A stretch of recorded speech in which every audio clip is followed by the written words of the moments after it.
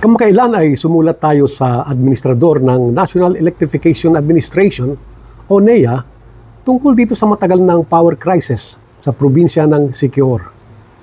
Alam naman natin na halos isang taon nang nakaranas ng brownout at power interruptions ang mga taga Siquijor. Nakakaawa sila.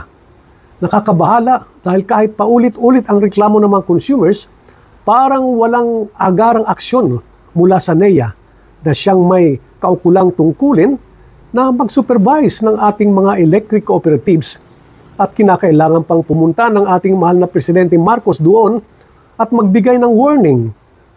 Kaya sa sulat natin, humingi po tayo ng malinaw na sagot mula sa NEA. Bakit sila natagalan bago kumilos?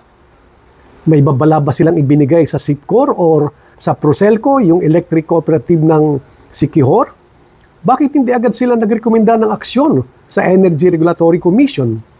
Ano ang mga mekanismo ng NEA para masiguro na ginagawa ng mga electric cooperatives ang tungkulin nila na pagsilbihan ng mabuti ang kanilang mga member consumer owners?